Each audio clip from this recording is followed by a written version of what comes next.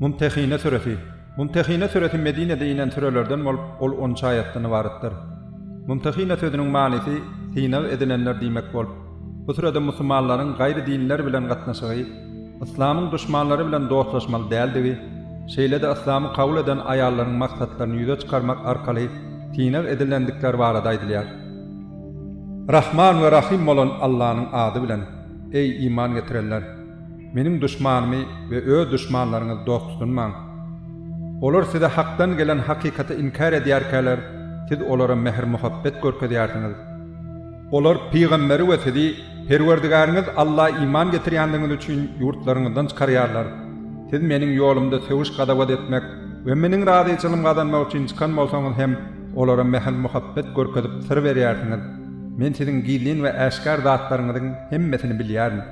Siziň içiňizden kim beýle etse, meniň düşmanymy dost tutunsa, ol ýoluň dogrusundan adaşandyr. Eger olar sizi ele salsalar, size düşman bolup, ellerini de, dillerini de erbetlik etmek üçin size uzadarlar. Ve siziň kapyr bolmaňyzy çyn ýürekden islerler. Kıyamet günü size ne ýakyn dogan garnaşlaryňyz, ne de perzentleriňiz hiç haýatynyň peýdasy bolmaz. Allah kıyamet günü siziň araňyzy böler. Dogry ýola tabin bolanlary jennete, kapyrlary dogdaga salar. Allah siziň edýän ähli işleriňizi görýändir. İbrahim peýgamberde we onuň ýanyndakylarda siziň üçin ajaýyp bir nuska ahlak bardyr.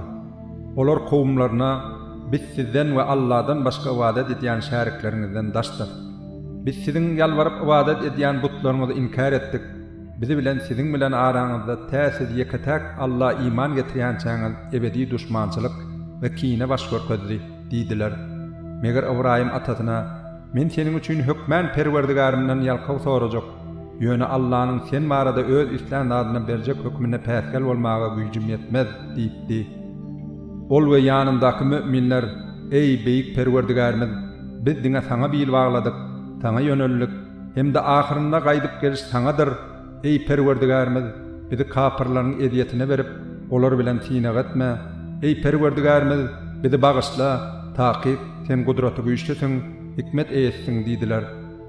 Kasam bolsun, olarda siziň içiňizden Allah hem-de ahiret gününe gowuşmagy umyd edýänler üçin ajaýyp bir nuska bardyr. Emma kim bundan ýüze görse bilip goýsun, Allah baýdyr, hiç sada mätäş däldir we hamda sena edilmäge münasipdir.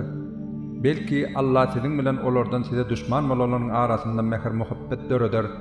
Allah ähli zada güýç ýetirýändir. Allah bagyşlaýjydyr, rahim şepaatlydyr. Allah size garşy din üçin söwüşmeýän, sizi ýurtlaryňyzdan çykarmaýanlara ýagşylyk etmeňizi we adalatly bolmaňyzy gadagan etmeýär. Takyp Allah adyl bolanlary söýýändir.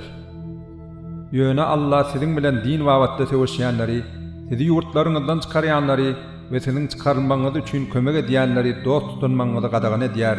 Kim olar dost tutunsa, olar zalimlaryň hut özleridir.